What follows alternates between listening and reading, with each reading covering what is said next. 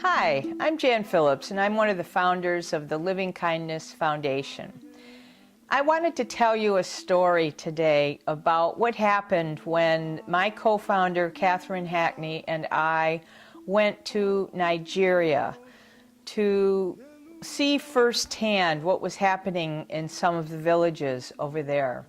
We were invited over to Nigeria by Sister Rita, who is the director of a non-governmental organization called Hope for the Village Child.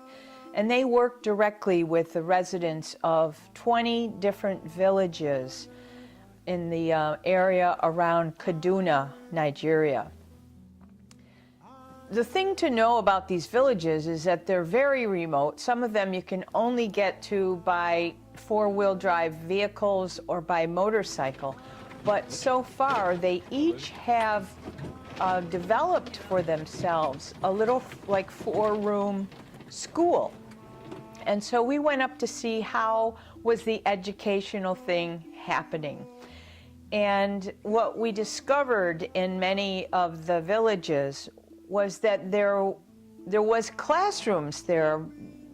No books, no tablets, no pens, no floors, no windows, occasionally a blackboard.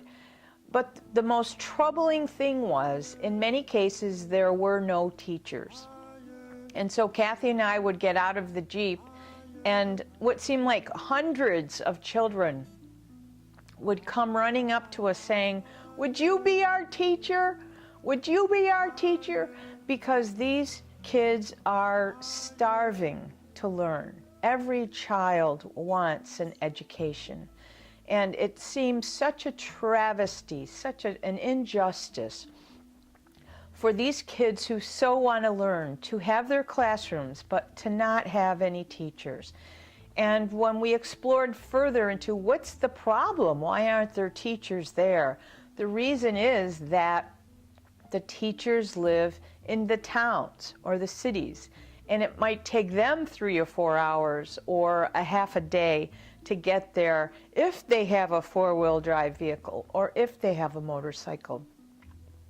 And when we began to brainstorm and heartstorm what solutions could we come up with, it seemed like the best idea would be to create houses for the teachers right there next to the schoolrooms.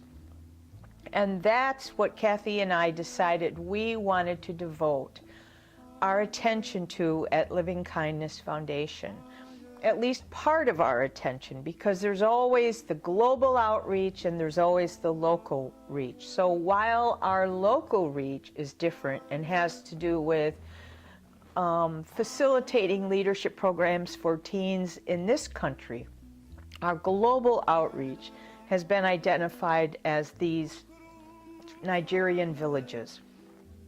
And the Livingkindness Foundation we've already sent over 800 books to the classrooms in Nigeria. But now we are on a mission to build houses for the teachers to go along with each of these classrooms. So our goal, it's $25,000 per house for the 4 teachers. There's 20 villages, and that's only a total of $500,000. So we're committed as a nonprofit organization to create a grassroots philanthropist movement so that people can come together in small groups, in different chapters, if you will, and figure out how to apply their creative energy, their spiritual consciousness in an evolutionary way, so that we, as people of privilege and people of creative evolutionary gusto, can figure out how to be of use to those kids in Nigeria and make a difference in their lives. So that's my way of introducing you to our hope and our project, and I will be working with many of you directly as we develop these chapters around the world. But that's just the tidbit so far to entice you to become an active player in the Livingkindness Foundation. Thank you. Bye now.